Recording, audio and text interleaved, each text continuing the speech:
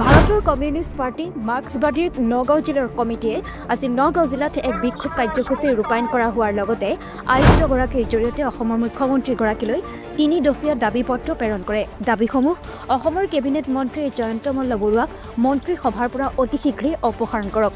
জয়ন্ত মল্ল বৰুৱাৰ পৰিয়ালৰ আয় আৰু সম্পত্তিৰ সামঞ্জস্যহীনতাৰ ন্যায়িক তদন্ত কৰক।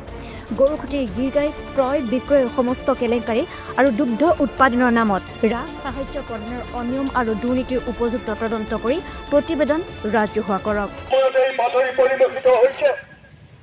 আজি অসম চৰকাৰৰ দায়িত্ব আছিল এই ৯০জনী গাই এইটো ৰাইজৰ সম্পদ হৈছে। আজিতো আপোনালোকে জানে যে প্ৰায় ১০-১২ দিন হৈ গ'ল অসমত এটা বিষয়ে আলোড়ন সৃষ্টি কৰিছে গৰুখুটিৰ গীৰগাই কেলেংকাৰী। আগতো এই কথাটো আমি শুনিছিলোঁ। গতিকে এতিয়া সেই গৰু চোৰবিলাক ধৰা পৰিছে।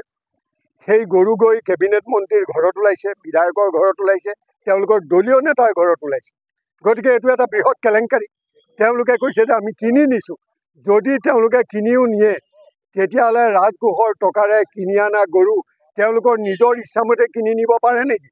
তেওঁলোকতো কোনো গোপালক নহয়, মন্ত্ৰী বিধায়কসকলতো গোপালক নহয়। গতিকে এটা টেণ্ডাৰ দিব লাগিছিল প্ৰকৃত গোপালকবিলাকে যাতে অন্ততঃ এই গীৰগাই ক্ৰয় কৰিব পাৰে। গতিকে সেই কাম তেওঁলোকে নকৰিলে।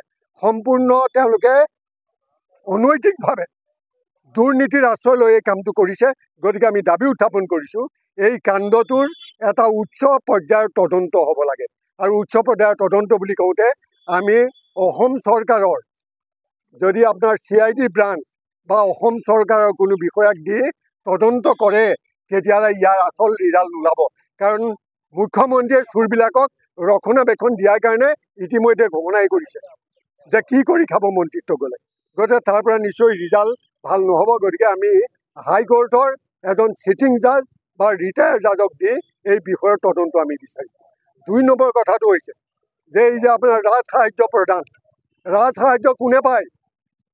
দুগ্ধ উন্নয়নৰ কাৰণে ৰাজ সাহায্য কোনে পাব লাগে? যিসকল গাঁৱত গৰু ফাৰ্ম খুলি গৰুৱে হৈছে তেওঁলোকৰ জীৱিকা, আজি সেইসকলে ১০,০০০, ১৫,০০০ টকা বেংকৰ পৰা ৰাজ সাহায্য নাপায়, ঋণ নাপায়, তাঁত বাতি কৰিব লাগে বেংকত। কিন্তু এতিয়া হিমন্ত বিশ্বৰ চৰকাৰখনে তেওঁলোকে ৰাজ সাহায্য দিছে বিজেপিৰ মন্ত্ৰীৰ ঘৈণীয়েকৰ নামত। আপোনাৰ আপোনাৰ এই যে জয়ন্ত মল্লৰ ঘৈণীয়েকে ৫০ লাখ টকাৰ ছাবচিডি পাব।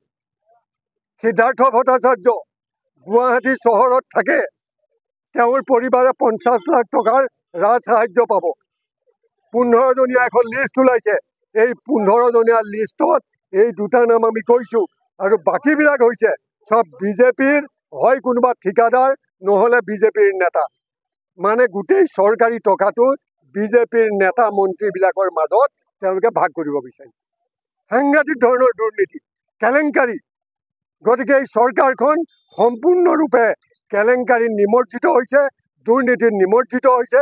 গতিকে ইয়াৰ ন্যায়িক তদন্ত কৰি ৰাইজক ইয়াৰ প্ৰতিবেদন ৰাজহুৱা কৰি জনাব লাগে প্ৰকৃততে কি হৈ আছে। তাৰ কাৰণে আজি আমাৰ এই আন্দোলন।